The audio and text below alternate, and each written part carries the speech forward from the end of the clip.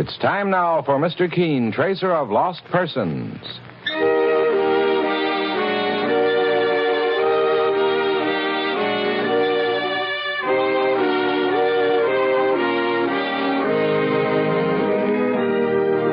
Ladies and gentlemen, Anison and Colinos present Mr. Keene, tracer of lost persons. One of the most famous characters of American fiction in one of radio's most thrilling dramas.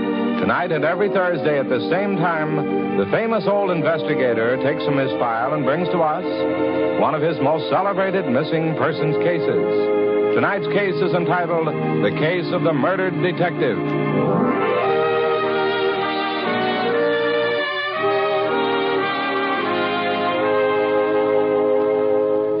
This program comes to you from the makers of Anison. You probably have occasion at times to take something for headaches, neuritis, or neuralgic pain. But if you've never taken Anison, let me suggest that you do so, especially if you want incredibly fast and effective relief. Anison is like a doctor's prescription. That is, it contains not just one, but a combination of medically proven active ingredients in easy-to-take tablet form. Your own dentist or physician may have given you an envelope containing Anison tablets at one time or another. Thousands of people have come to know and prefer Anison this way. So the next time you want prompt relief from the pains of headaches, neuritis, or neuralgia, try Anison. See for yourself how incredibly fast and effective it is. Ask for Anison at your neighborhood drug counter today. For most effective relief, use only as directed. Anison is spelled A-N-A-C-I-N.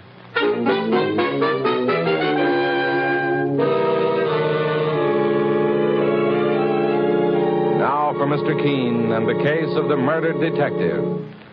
Our scene opens in the office which Mr. Keene, the famous investigator, shares with his friend and partner, Mike Clancy.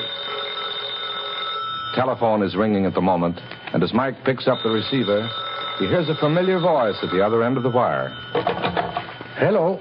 Mr. Keene? Oh, this is his partner, Mike Clancy speaking. Mike, this is Jim Ryan. Oh, Jim, my boy, and how are you? Fine, Mike.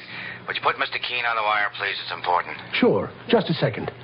Mr. Keene? Yes, Mike? It's Jim Ryan, the police force detective. He says it's important. Oh, all right, I'll take it. Hello?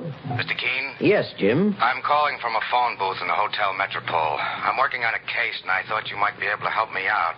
Glad to do anything I can, Jim. Do you remember a man named Martin Cook? Martin Cook? He's in the real estate business. He was called as a material witness in an embezzlement case 2 years ago. If I remember, you had something to do with breaking that case. Just a moment, Jim. I'll ask Mike Clancy to check through the files. I don't have much time, Mr. Keene. As a matter of fact, I've been trailing Cook for the past 3 hours. Jim Ryan. Knife fight. Jim. What's the trouble, boss? Hotel Metropole, Mike, quickly. Something's happened to Jim Ryan, and I only hope we're not too late.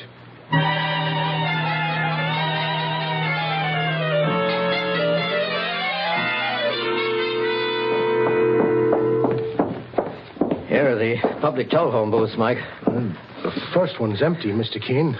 Let's see if the other one... Mike, help me open this door. Right, there's someone inside, crumpled up against the wall. Here, let's see if we can open this phone booth door. Mike. Saints preserve us. It's Jim Ryan. He's dead. He's got a knife in his back. Sure, he was one of my old friends in the police force. A better man never lived. I'd like to get my hands on the man. Easy, Mike. Let's keep our heads. We've got work to do. These phone booths are isolated from the rest of the hotel lobby. That's why it wasn't hard for Jim Ryan's killer to strike and get away. Step into the next phone booth, Mike, and put a call through to the police. I will, sir. I'll notify the hotel manager. Then I want to pay a visit to a man named Martin Cook. Martin Cook?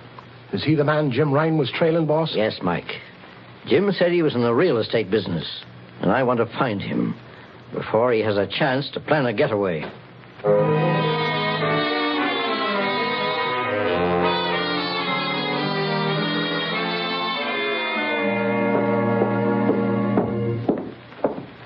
Here's the office, Mr. Keene. Martin Cook, real estate. Keep your gun where you can reach it quickly, Mike. I've got it handy, boss. May I help you? Is Mr. Cook in? Not at the moment. I'm his secretary, Miss Everett. Did you have an appointment with Mr. Cook? No, my name is Keene. This is my partner, Mr. Clancy. Mr. Keene, the famous investigator? Please sit down, sir. Mr. Cook should be here at any moment. Perhaps you'd better take a look in his office, Mike. Yes, sir. But I assure you that Mr. Cook isn't in, Mr. Keene. I don't doubt your word on that, Miss Everett. However, I'd like my partner to search his office for evidence. Evidence of what? Your employer, Mr. Cook, is under suspicion of murder. Murder? Is that his private office, miss? Yes. I'll show it to you, Mr. Clancy. I'll wait out here, Mike, in case Mr. Cook arrives. Right, sir. This is Mr. Cook's private office, Mr. Clancy. Let's have a look through this desk. Mr. Clancy, who was murdered? Jim Ryan, a police detective. A man with a wife and 3 children dependent on him. Sure, and when we get our hands on the killer, he'll regret it. I'll take these books and these business papers along with me. Miss Everett, whose picture is that on Martin Cook's desk? Mr. Cook's son, Arthur. Oh, he's got himself a family, has he? Only his son. His wife is dead, Mr. Clancy. Mr. Cook. Miss Everett, what's going on in here? This man is an associate of Mr. Keene's, the private investigator. I'll handle it if you don't mind, miss. You're Martin Cook? I am. Just a minute, mister. Mr. Keene? Yes, Mike? Martin Cook came into his office through another door. Oh. Did you find anything? And I didn't have much of a chance to look around before he came in, boss. I grabbed these books and papers on general principles just to read them over. Mr. Cook? Yes, Miss Everett, will you leave us alone, please? If there's anything Just see that I'm not disturbed. Very well, Mr. Cook. Mr. Keene, if I recall correctly, we met for a few moments about 2 years ago. That's right, Mr. Cook. It was in regard to an embezzlement case. I remember you helped the district attorney gather evidence to break the case. You were very brave to testify, since your life had been threatened by gangsters. Have you come here to ask me for additional help, Mr. Keene? No. This time, I'm afraid, you're not an innocent witness testifying for the state. You may find yourself a defendant. In what way? Do you know a man named James Ryan? Is he a police detective? Yes. I believe I've heard the name. He's been murdered. Murdered? Oh, no. And at the time, he was making some kind of investigation of you, Mr. Cook. I see. Do you know what he was investigating? Jim Ryan was investigating a theft of charity funds, Mr. Keene. Funds I stole. I see. And what about his murder? You have no father to go to find your murderer.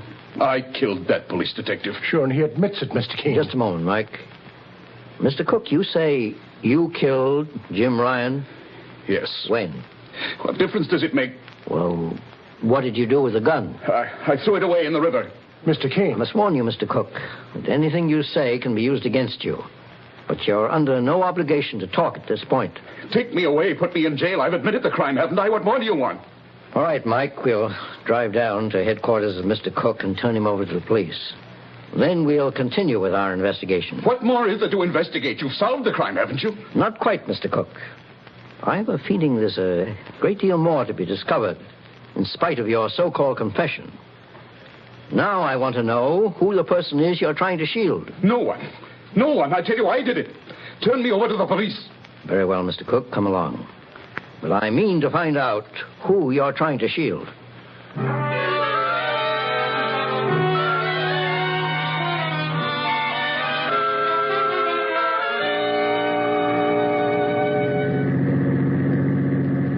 Well, Mr. Keene, we've turned our self-confessed murderer, Martin Cook, over to the police.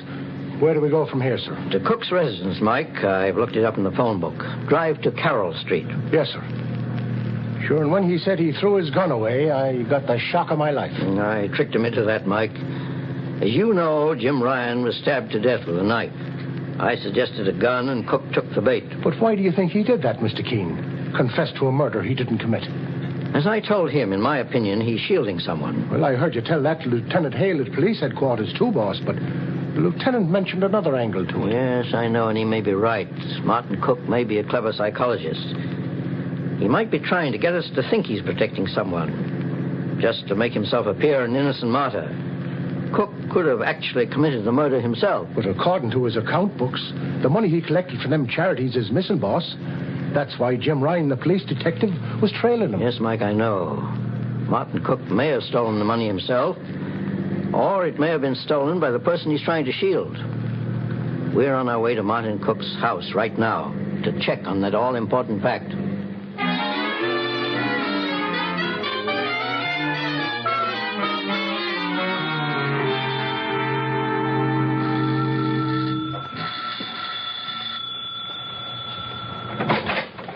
Yes? My name is Keene. This is Mr. Clancy. This is Mr. Martin Cook's house, isn't it? Yes, I'm Arthur Cook, his son. I'm afraid I have bad news for you, Arthur. Bad news? Has something happened to Dad? He's being held by the police on suspicion of murder. My father held for murder? May we come in, please? Oh, yes, of course. Oh, you just about knocked the wind out of me, Mr. Keene. Well, there must be some mistake. My father... He admitted the murder, young fella. Admitted it? But who was murdered? A police detective named Ryan was stabbed to death while trailing your father. Jim Ryan evidently had gotten information that your father was guilty of stealing certain charity funds that were entrusted to him. No, Dad couldn't have stolen that money. I don't believe it. But he's admitted that, too. I must get hold of a lawyer. Just a moment, Mr. Keene. Hello? Arthur, darling? I can't talk to you now, Lola. But, Arthur, what's the matter? I'll call you back. You think I'm going to sit around in my apartment all day just waiting for your call? Mr. Keene, where is my father being held? At police headquarters. I must go down to see him at once. Since we're working with the police, you don't mind if we remain here and look the house over, do you? There's nothing in this house that'll interest you, Mr. Keene. Well, suppose you let me be the judge of that, Arthur. Oh, very well. Stay here if you like. I'm going to get in touch with our attorney and get my father out of this crazy mess. Sure, and he turned pale when you told him about his father being a murder suspect, Mr. Keene. Yes, Mike, and his reaction to the theft of the charity funds was just as startling. And I wonder why.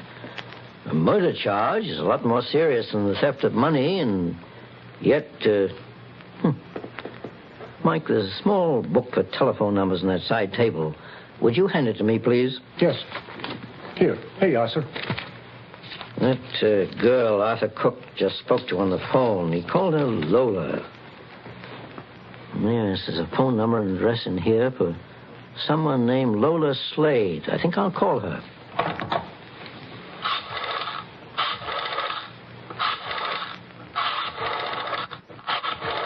Look at this house, Mr. Keene. Sure, and it seems that a man who can afford an expensive place like this shouldn't be tempted into stealing money from charity cases. That's exactly what I was thinking, Mike. There's something strange about it. Hello? Is this Miss Lola Slade? Well? My name is Keene. I was wondering if I could see you about... I have nothing to do with it. Keep away from me, dear. Here, keep away. Hello? Hello? Did Lola Slade hang up on you, boss? Yes. After protesting her innocence about something I hadn't even accused her of. Mike, this case has a number of odd angles. We'll have to check every one before we're absolutely sure who murdered Detective Jim Ryan. I have a hunch, in spite of Martin Cook's confession, the eventual solution will be an amazing one.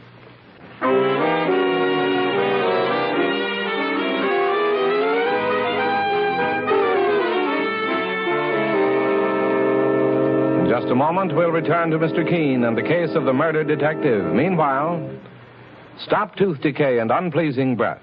Yes, stop tooth decay and unpleasing breath that breeds between the teeth. Use Colinos toothpaste with dental floss action. Your dentist will tell you, brush your teeth after meals to stop decay.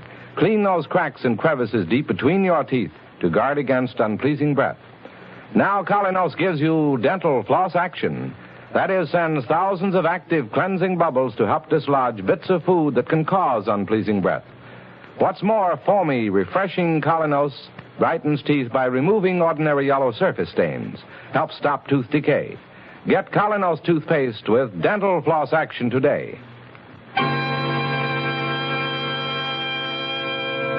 now back to Mr. Keene and the case of the murdered detective. Mr. Keene, the great investigator, and his partner, Mike Clancy, are investigating the murder of Detective Jim Ryan of the police department, a friend of both Mr. Keene's and Mike's. Under suspicion for the killing is Martin Cook, who's confessed to the crime, although Mr. Keene believes he is trying to shield the real culprit. Now, Mike and Mr. Keene arrive at the apartment of Lola Slade, a friend of Martin Cook's son, Arthur. Mr. Keene suspects that she knows a great deal more about the crime than she admits to. And as Mike rings her doorbell...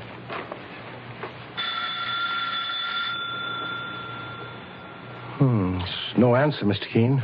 Maybe Lola Slade doesn't want to answer, Mike. Open this door, I'll force the lock. What do you want? Are you Lola Slade? What about it? My name is Keene. This is my partner, Mike Clancy. I spoke to you on the phone a few minutes ago. Stay out of my apartment. Get your foot out the door. Keep this door open, if you please, lady.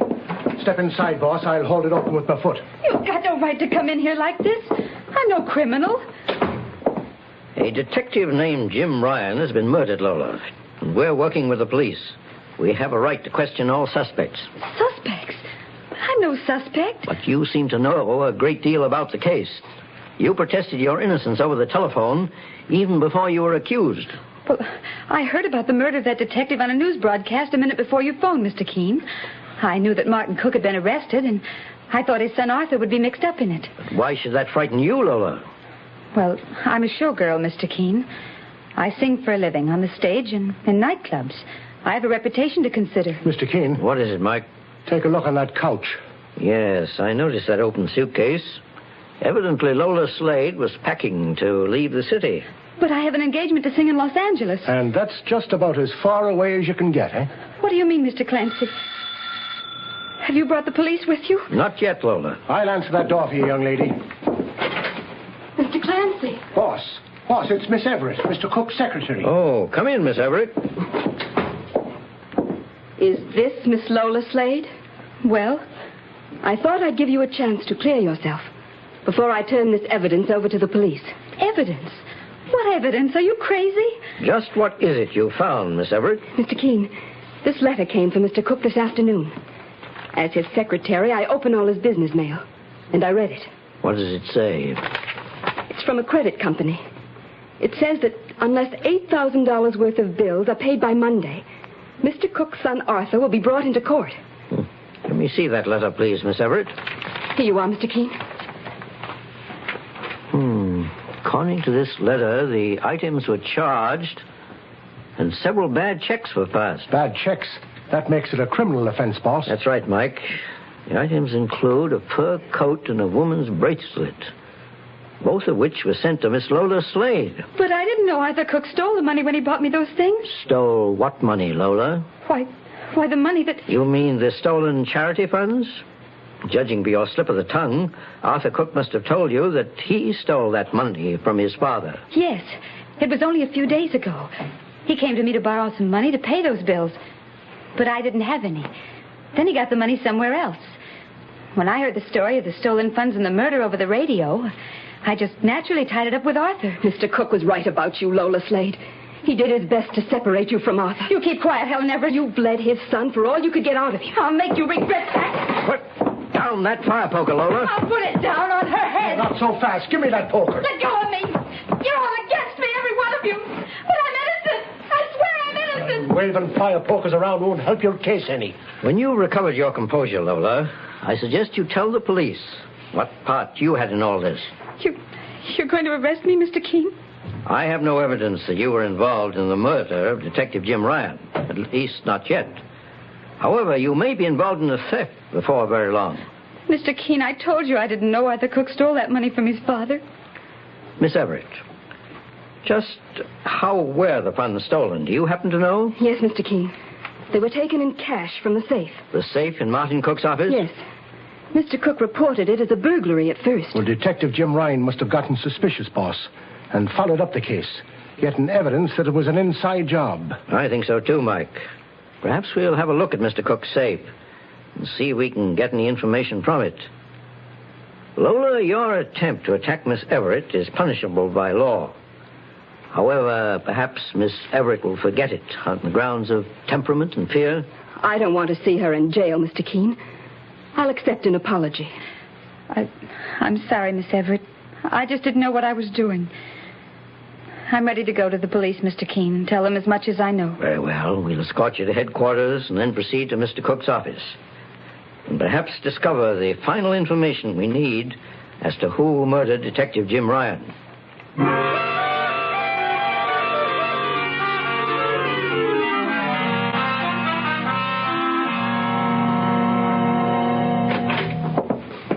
Come into the office, Mr. Keene and Mr. Clancy. Thank you, Miss Everett. First, I'd like to examine Mr. Cook's safe. The safe is in Mr. Cook's private office. I locked the door when I left before. The key is in my desk here. Here it is. Oh, just a moment, Miss Everett. Sir? You don't mind if I smoke a cigar, do you? Why, of course not. I smoke myself. But not cigars. You have a match, Mike? Sure, boss. I have one. Wait a minute. Here's a packet of matches in the desk. May I have them, Miss Everett? Help yourself, Mr. Keene. Thank you. Now, let's proceed to Mr. Cook's private office. That's odd. I know I locked this door when I left. But now it's open. Miss Everett, Mr. Keene. Arthur, what are you doing in your father's office? I managed to get a key from Dad. I came here for evidence. What kind of evidence, Arthur? Evidence that will put me in jail for theft, Mr. Keene, and free my father of a murder charge. You mean you're confessing to the theft of that money your father collected for charity? Yes, Mr. Keene. They wouldn't believe me at police headquarters. They thought I was just trying to shield my father, the way he's been shielding me. But I'm going to prove it to them. Is your father also shielding you for murder, Arthur? No, Mr. Keene. I didn't kill that detective, Jim Ryan. But I'm afraid Dad thinks I did, and he's trying to take the blame for me. He found out I stole that money to make up for some bad checks I handed out. Then he tried to lead Detective Ryan to believe he stole the money. Then when Dad found out that Ryan had been murdered, he took the blame for that, too. I see. I've been a fool, Mr. Keene, a spineless idiot. Dad gave me a generous allowance, but I wanted more. I felt I had to impress someone to win her love. You mean Lola Slade? Yes. Maybe if I'd stuck with a girl like Helen Everett here, things would have worked out differently. You and Miss Everett were keeping company at one time, Arthur? Yes. But when I met Lola... You and I were never serious about each other, and you know it, Arthur. But Helen, Let's get back to the stolen charity funds, Arthur. What kind of evidence did you expect to find in your father's private office? Well, a letter, maybe, from the credit company, Mr. Keene. They called me a few days ago and said that they were going to contact my father if I didn't make good on those bad checks. Helen Everett's already shown us the letter. However, there may be further evidence in that safe to support your father's innocence. Open the safe for us, Arthur.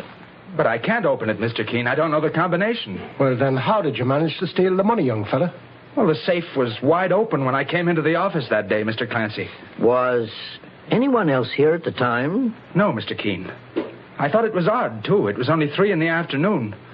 Well, Dad was evidently out on business, but Helen Everett... I was out to lunch. At 3 p.m? Miss Everett, would you mind opening the safe for us? I don't know the combination either, Mr. Keene. One lie is enough to give the lie to many other things, Miss Everett. And we'll find out if you're telling the truth about the safe. But I am. Mike, call Martin Cook at police headquarters and ask him if anyone else outside of himself knows the combination to his safe. I'll wager that he trusted Miss Everett with it, since he seemed to trust her with everything else. Mr. Keene, are you trying to say that I stole that money? No, of course not, Miss Everett. Arthur Cook here admits to the theft. But what I do say is this. You left that safe open so Arthur would be tempted to take those charity funds, knowing he needed the money badly. That's a lie. Miss Everett, have you ever been to the Hotel Metropole where Detective Ryan was murdered? No. Then what are you doing with these matches with the hotel's name on the cover? They're the weapons I took from your desk. Mr. Keene, now I see it all. Helen Everett tried to get even with me. She gave me the chance to take the money before she knew about Lola Slade. I'll jam this letter knife into the first one who moves. Stay where you are, all of you. That's all I was waiting for, Helen Everett. I wanted to see you give yourself away and prove my theory correct. You murdered Detective Ryan. While he was following Martin Cook, you were following him. He got as far as you've just gotten, Keene. He was just about to arrest Mr. Cook, and he would have included me as an accessory. But he got no further, and neither will you. Look out, Mr. Keene. Get your hands off me! Let me go! Quiet now. That's the last knife you'll be throwing, lady. Good thing you caught her arm, Mike. That knife missed me by only an inch. Helen Everett had it all planned.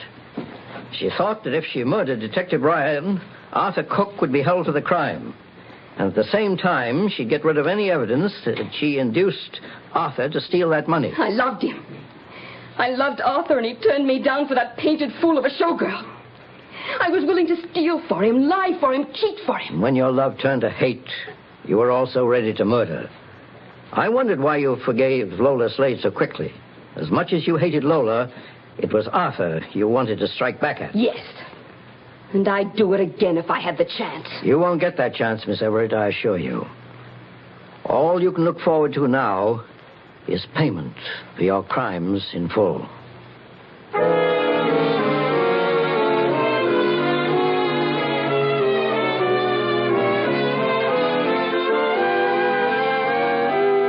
And so Mr. Keene finds the solution to the case of the murdered detective.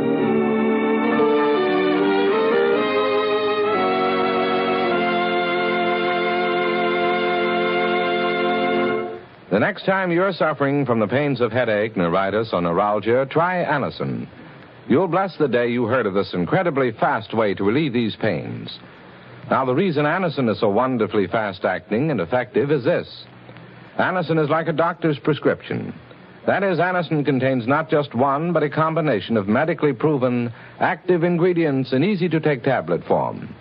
Thousands of people have received envelopes containing Anacin tablets from their own dentist or physician. And in this way have discovered the incredibly fast relief Anacin brings from pain of headache, neuritis, or neuralgia. So next time such pains strike, take Anacin. For most effective relief, use only as directed.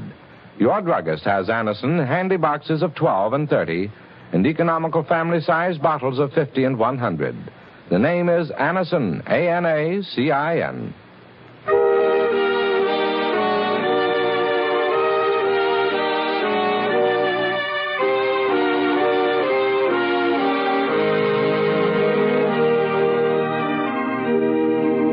Mr. Keene, Tracer of Lost Persons, is based on the novel Mr. Keene. The radio sequel is originated and produced by Frank and Ann Hummert. Dialogue by Lawrence Klee. Bennett Kilpack plays Mr. Keene. It is on the air every Thursday at this time. Don't miss Mr. Keene next Thursday when the kindly old tracer turns to the eccentric millionaire murder case.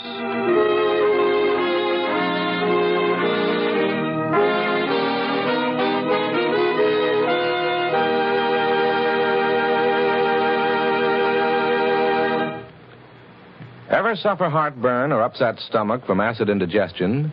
Safe new Bicidol mints, medically proven, quickly rid stomach of that blown-up feeling.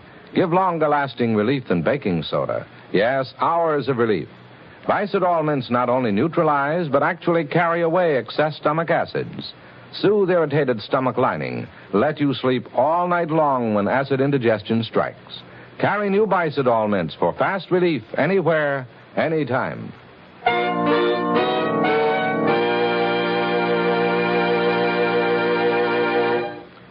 Mr. Keene, Tracer of Lost Persons, will be on the air next Thursday at this same time.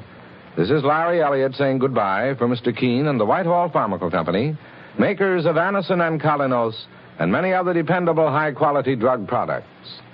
This is CBS, the Columbia Broadcasting System.